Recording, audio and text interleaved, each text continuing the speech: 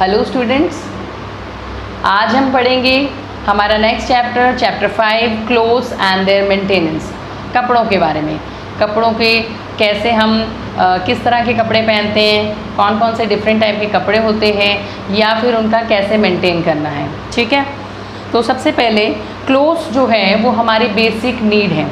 ठीक है, कपड़े जो होते हैं वो पहले के टाइम पे जो अर्ली मैन होते थे वो ज़्यादातर एनिमल्स की स्किन या लीव्स पहनते थे। ठीक है, आपको मालूम ही होगा जैसे जैसे वक्त बीतता जाता है वैसे ही जो कपड़ों के जो पहरावा है वो बदलता जाता है। जैसे कि पहले हम आजकल क्या करते हैं, ओकेजन्स के हिसाब से कपड़े पहनते हैं। हमने कहीं शादी ब्याह में जाना है तो हमने सिल्क के क्लोथ्स पहनने हैं, हमने घर पे रहना है हमने कॉटन के क्लोथ्स पहनने हैं। तो हमें अलग अलग तरह के कपड़े चाहिए अलग अलग जगह जाने पे। मैंने बर्थडे पार्टी पे जाना है तो वहाँ पे मुझे अलग तरह की ड्रेस चाहिए।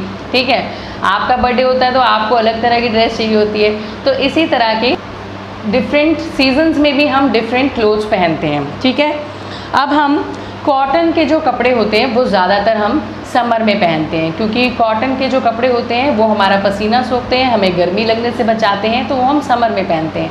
ऐसे ही जो वूलन क्लोथ्स होते हैं वो हम सर्दियों में पहनते हैं। ऊनी कपड़े वो हमें क्या करते हैं, ठंड से बचाते हैं। ठीक है, कपड़े जो होते हैं वो हमें हीट से, कोल्ड से, रेन से, डस्ट से, इन सब चीज़ों से हमें प्रोटेक्ट करते हैं। अब हम बात करते हैं कि जो क्लोथिंग होती है वो दो ग्रुप्स में बांटी गई है। एक नेचुरल क्लोथिंग मटेरियल जो कि प्लांट से मिलता है और एक जो हमें एनिमल से मिलता है। सबसे पहले हम पढ़ेंगे natural clothing materials provided by plants. Plant से जो हमें मिलते हैं वो होता है कॉटन फाइबर। सबसे पहले हम बात करेंगे कॉटन फाइबर के बारे में। कॉटन के जो कपड़े होते हैं वो हमें कॉटन प्लांट से मिलते हैं। अब हम ये जो फाइबर्स होते हैं ये इस तरह से बनाए जाते हैं, इनसे बेडशीट बन सकती है, इनसे कारपेट, टेबल, क्लोथ्स, टॉवल्स, ये सब चीज़ें बन सकती हैं। जो कॉटन फाइबर होता है ये मॉइस्चर अब्जॉर्ब करते हैं। ठीक है, बहुत ही ठंडे होते हैं, बहुत ही कंफर्टेबल होते हैं पहनने में, तो ये बहुत ही ड्यूरेबल भी होते हैं। ड्यूरेबल का मतलब होता है बहुत टिकाऊ होते हैं। ठीक है, नेक्स्ट हम बात करते हैं जूट फाइबर की। जूट भी जो होता है वो हमें कहाँ से मिलता है, जूट प्लांट से। ठीक है, ये वहाँ ऐसे एरिया में मिलते हैं जहाँ पे जहाँ ज़्यादा मात्रा में क्या होती है, बारिश होती है। ठीक है, इनसे हम क्या बना सकते हैं, गनी बैग्स। गनी बैग्स मतलब बोरियाँ। ठीक है, रोप्स, रस्सियाँ, मैट, सॉक्स, कारपेट्स, ये सब चीज़ें बन जाती हैं जूट से। नेक्स्ट हम बात करते हैं लिनन फाइबर की। लिनन जो होता है वो हमें छोटे छोटे पौधे होते हैं उनसे मिलता है। ज़्यादातर वो ठंडी कंट्रीज़ में मिलते हैं। ठीक है, और इनसे क्या बनता है, thread, fish net, mattresses cover, napkins, ये सब बनते हैं। एक आपने देखा होगा कि हम कहते हैं नारियल के गद्दे हैं। वो कैसे बनते हैं आपको पता है, नारियल का जो वो होता है बाहर का हिस्सा उसको हम कहते हैं कॉयर, उनसे बनते हैं। उन्हें निकाल के अलग करके उनसे बनते हैं फुट मैट्स, मैट्रेसेस। ठीक है, ये सब चीज़ें बनाई जाती हैं। अब हम बात करते हैं नेचुरल क्लोथिंग मटेरियल जो हमें किससे मिलता है, एनिमल से। तो एनिमल से जो मिलते हैं, फर्स्ट हम बात करेंगे वूलन फाइबर की। वूलन फाइबर ज़्यादातर हमें शीप होती है जिससे हम वूल निकालते हैं। ठीक है, भेड़ों के जो बाल होते हैं उनको हम उतारते हैं और उनसे बनते हैं हमारे वूलन फाइबर। ठीक है, गोट से भी उतारते हैं, कैमल से भी उतारते हैं, याक से भी उतारते हैं, और ये काफ़ी गर्म होते हैं और बहुत इजीली हम इनसे काम कर सकते हैं। ठीक है, हमें ये प्रोटेक्ट करते हैं ठंडी में। इनसे बनते हैं स्वेटर्स, कैप्स, मफलर्स, सॉक्स। ठीक है, इन नेक्स्ट हम बात करते हैं सिल्क फाइबर। सिल्क फाइबर जो होता है वो सिल्क वॉर्म से मिलता है। एक कीड़ा होता है जिसे हम कहते हैं सिल्क वॉर्म। ये ज़्यादातर कहाँ ग्रो करता है, शहतूत की पत्तियाँ। शहतूत होता है, एक फल होता है, उसकी पत्तियों पे ये ग्रो करता है, जिसे हम इंग्लिश में कहते हैं मलबेरी लीव्स। ठीक है, वो वहाँ कम से कम 5 हफ्तों तक के लिए रहता है और उसका वहाँ प्रोसेस जारी रहता है। ठीक है, इस पीरियड के दौरान वो उसके मुंह से जो थूक निकलता है वो उसे कंटिन्यूसली निकालता है और जो कि क्या बन जाता है, हमारा सिल्क थ्रेड। ठीक है, सिल्क का धागा बन जाता है। वो चारों तरफ अपने क्या कर देता है, धागे से अपने आप को वाइंड कर लेता है और उससे एक कवरिंग बनती है जिसको हम कहते हैं कोकून। ठीक है, ये कोकून हम इकट्ठे करते हैं और इनसे हम बनाते हैं सिल्क थ्रेड, इनसे हम निकालते हैं सिल्क थ्रेड। ठीक है, सिल्क थ्रेड जो होते हैं वो ज़्यादातर क्लॉथ्स को वीव करने में यूज़ किया जाता है। ठीक है, और ये जो क्लॉथ होते हैं बहुत सारे डिफरेंट टाइप ऑफ ड्रेसेस बनाने में भी यूज़ करते हैं। ठीक है, नेक्स्ट हम बात करते हैं फर की। फर जो होता है थिक ग्रोथ ऑफ हेयर, मतलब बहुत ही ज़्यादा मात्रा में जब बाल होते हैं, हेयर होते हैं, उससे क्या बनता है, फ़र बनता है। लेकिन ये फ़र किसका होता है, एनिमल्स का।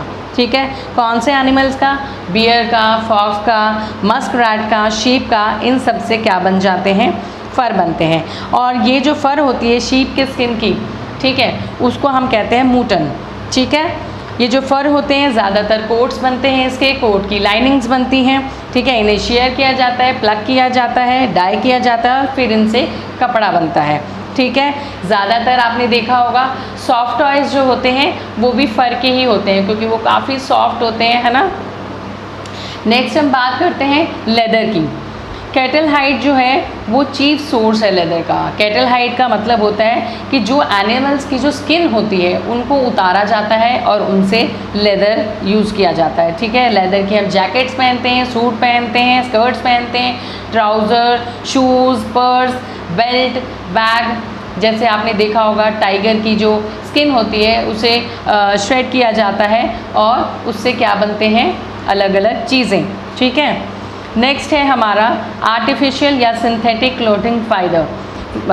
आर्टिफिशियल और सिंथेटिक क्लोथिंग मटेरियल, इसमें बहुत सारे डिफरेंट तरह के मटेरियल यूज़ किए जाते हैं। फैक्ट्रीज़ में डिफरेंट टाइप के केमिकल्स यूज़ किए जाते हैं, कुछ एसिड और कुछ पेट्रोलियम यूज़ किया जाता है जिससे कि आर्टिफिशियल या सिंथेटिक मटेरियल हम बनाते हैं। इसमें नायलॉन होता है, रेयॉन, पॉलिस्टर, टेरिलिन, ये सब नाम आपने कहीं ना कहीं अपने पेरेंट्स से सुने होंगे। ये पॉलिस्टर का कपड़ा है, ये टेरिलिन का है, ये नायलॉन है। ठीक है, इनको रेशमी होते हैं ये कपड़े, इनको हम कहते हैं रेशमी कपड़े। ठीक है, और ये सब क्या होते हैं, ये मैन मेड होते हैं, ये इंसान बनाता है, ये कुदरत के दिए हुए नहीं है, नेचुरल नहीं है। ये जो फाइबर्स होते हैं इनसे बनते हैं रेनकोट, कैप्स, कर्टेन्स, बैग्स। ठीक है, ये काफ़ी ड्यूरेबल होते हैं, रिंकल फ्री होते हैं, इसमें वट कहते हैं ना, वट नहीं आते हैं।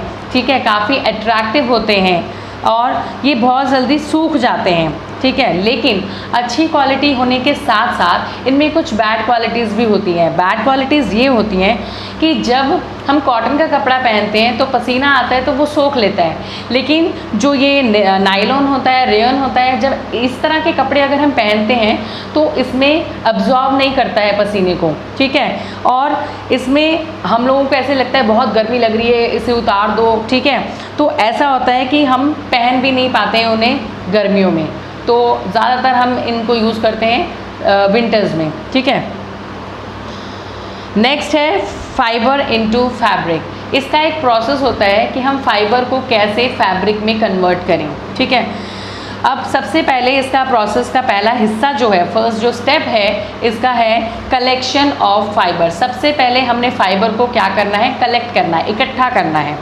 इसमें जो लेबर्स होते हैं वो अलग अलग तरह के फाइबर्स अलग अलग सोर्सेज से लेकर आते हैं। जैसे हमें पता है कॉटन बॉल से कॉटन फाइबर निकलता है, शीप से हमें वूलन फाइबर निकलती है, सिल्क वॉर्म से हमें सिल्क फाइबर मिलता है, फॉक से हमें फर मिलता है। तो ये चार अलग अलग चीज़ें, चारों अलग अलग चीज़ों से हमने इकट्ठी कर ली। तो सबसे पहले क्या प्रोसेस था हमारा, first step collection of fibre. Collection करने के बाद इनको स्पिन किया जाता है। पहले तो इंडिया में पिछले टाइम पे चरखा यूज़ किया जाता था स्पिनिंग करने के लिए। आजकल बड़ी बड़ी मशीनें यूज़ की जाती हैं फैक्ट्रीज़ में, मिल्स में, ताकि एक अच्छे तरह से एक अच्छी क्वालिटी का धागा हमें मिल सके। नेक्स्ट है हमारा थर्ड पार्ट, वीविंग। स्पिनिंग करने के बाद हम उसे वीव करते हैं। वीव करने का मतलब होता है सीलना। ठीक है, उसे अलग अलग तरह से उसे ऑपरेट करते हैं हम। कपड़े को एक लूम में ऑपरेट करते हैं हाथ से। ठीक है, जिसे हम कहते हैं हैंडलूम। ठीक है, और ये जो मैकेनिकल लूम्स होती हैं इसे हम कहते हैं पावर लूम्स। तो ये हमारे 3 हिस्से थे इसके। फाइबर को कैसे फैब्रिक में कन्वर्ट करेंगे, collection of fibres, spinning and the last is weaving. Next है हमारा फिनिशिंग। फैब्रिक को फिनिशिंग कैसे देंगे, इसके लिए भी प्रोसेस है हमारे, कुछ स्टेप्स होते हैं। पहले होता है ब्लीचिंग। ब्लीचिंग में क्या होता है, कपड़े को डीकलराइज किया जाता है ताकि उसको अच्छा वाला वाइट बना दें, ठीक है। फिर उसको कुछ एसिड्स डाले जाते हैं, जैसे कि हम क्लोरीन डालते हैं, ब्लीचिंग एजेंट डालते हैं उसको ब्लीच के लिए। नेक्स्ट हमारा स्टेप है डाइंग। डाइंग से क्या करते हैं कि जिस तरह का कपड़ा हमें चाहिए होता है, जिस कलर का, जैसे मुझे रेड कलर का कपड़ा चाहिए तो मैं उसे रेड कलर का डाई में डुबो दूंगी, सोक कर दूंगी, ठीक है। या ग्रीन चाहिए तो ग्रीन में उसको सोक कर दूंगी। तो इस तरह से हमें जिस भी कलर में उसको डाई करना है वो हो जाएगा, ठीक है। आजकल बहुत बड़ी बड़ी और हाई ऑटोमेटिक मशीन्स आ गई हैं डाई करने के लिए, ठीक है। पहले तो हैंड से ही कर देते थे, ठीक है। नेक्स्ट है हमारा प्रिंटिंग। अब कपड़े के ऊपर अलग अलग ब्यूटीफुली बड़े ही अच्छे अच्छे प्रिंट होते हैं, उनको प्रिंट कर दिया जाता है। हाथ से कर सकते हो या फिर आजकल मशीनें आ गई हैं बहुत सारी, उनसे हो जाता है। बट हैंड प्रिंटिंग अपनी जगह होती है और जो मशीन की प्रिंटिंग होती है वो अलग होती है, ठीक है। नेक्स्ट है हमारा फिनिशिंग। इसकी फिनिशिंग करनी, कुछ स्पेशल ट्रीटमेंट दी जाती है इसे स्मूथ करने के लिए, सॉफ्ट बनाने के लिए, और ताकि ये कपड़ा हमारा शाइन करे, ठीक है। उसको वाटरप्रूफ भी किया जाता है, कलर फास्टनिंग किया जाता है, प्री श्रिंकिंग किया जाता है कि वो धुलने के बाद श्रिंक ना हो जाए, ठीक है। तो बहुत सारी चीज़ें होती हैं। कपड़े को फिर उसकी लेंथ में काटा जाता है, उसके बंडल्स बनाए जाते हैं, 20 to 30 मीटर्स जो होती हैं उनमें बंडल्स में रोल किए जाते हैं, ठीक है। लास्ट हमारा जो स्टेप है वो है हमारा ड्रेसेस बनानी। अब वो ड्रेसेस कैसे बनती हैं, वो हम पहले मार्केट जाते हैं, कपड़ा लेके आते हैं, ठीक है। फिर उसको टेलर को देते हैं, टेलर को बोलते हैं इसको कट करो और स्टिच करो हमारी ड्रेस।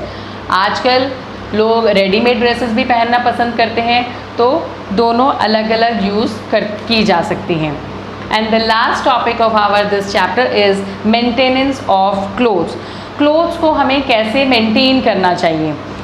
क्लोथ्स को सिर्फ पहनना ही ज़रूरी नहीं होता है, उनका ध्यान रखना भी उतना ही ज़रूरी होता है। कॉटन के जो क्लोथ्स होते हैं उन्हें हमें हमेशा आयरन करना चाहिए। डार्क और लाइट कलर के जो कपड़े होते हैं उन्हें अलग तरह से वॉश करना चाहिए। मतलब गाढ़े कपड़ों को फीके कपड़ों में मिक्स करके नहीं धोना चाहिए, क्योंकि कई बार डार्क क्लोथ्स के जो कलर होता है वो हमारे लाइट क्लोथ्स में लग जाता है। कई बार आपने सुना होगा, अरे ये दोनों कपड़े मिक्स करके डाल दिए हैं, ये तो उसका कलर इस पर चढ़ गया है ना, कितनी प्रॉब्लम हो जाती है। तो इसका ध्यान रखना चाहिए। सिल्क के और जो वूलन के क्लोथ्स होते हैं वो जब सूख जाते हैं तो उन्हें धोना जो चाहिए वो माइल्ड डिटर्जेंट होना चाहिए, मतलब वो काफ़ी हार्ड नहीं होना चाहिए। जो भी आप उसके लिए यूज़ करते हैं डिटर्जेंट, वो काफ़ी मतलब माइल्ड होना चाहिए, तेज़ नहीं होना चाहिए, क्योंकि कई बार कपड़ा ख़राब हो जाता है, उसका कलर चला जाता है या उसमें कुछ भी प्रॉब्लम हो जाती है। वाइट कपड़े जो होते हैं उन्हें हमेशा नील में या इंडिगो में हमेशा क्या करना चाहिए, सोक करना चाहिए और फिर उन्हें सूरज में सुखा देना चाहिए धूप में, ठीक है। कपड़ों में हमें टाल्कम पाउडर या ऑक्सालिक एसिड यूज़ कर सकते हैं ताकि उसमें स्टेन्स ना पड़े, ठीक है। Last is storage of clothes. कपड़े को कैसे रखना है।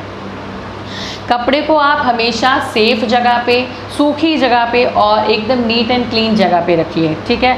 कबर्ड है, हमारा ट्रंक है, आप उसे अच्छे से स्टोर कर सकते हैं। ऐसी जगह पे रखो जहाँ पे रैट्स ना पहुँचें, इंसेक्ट ना पहुँचे, क्योंकि उससे हमारे कपड़े ख़राब हो जाते हैं। वूलन और सिल्क क्लोथ्स जो है वो एकदम ड्राई क्लीनिंग करनी चाहिए उनको, और अच्छे से उनको हवा लगवा के फिर ही रखना चाहिए। We should use naphthalene balls होती हैं वाइट कलर की, जो हम कपड़ों में रखते हैं। एक तो स्मेल नहीं आती है, कपड़े में बदबू नहीं आती है और कीड़े वगैरह उनसे दूर रहते हैं, ठीक है। हम उसकी जगह, जिसको बॉल्स नहीं मिलती है नेफ्थलीन की, उसकी जगह ड्राइड नीम लीव्स भी यूज़ कर सकते हैं, ठीक है, या बोरिक एसिड पाउडर भी यूज़ कर सकते हैं। तो इन सब चीज़ों से हम अपने कपड़ों को अच्छे से प्रोटेक्ट कर सकते हैं। तो स्टूडेंट्स, आई होप आपको सारी चीज़ें अच्छे से समझ में आई होंगी। अगर कोई चीज़ समझ में नहीं आई है तो आप मुझे कमेंट करके लिख सकते हैं, मैं आपको दोबारा समझा सकती हूँ, ठीक है।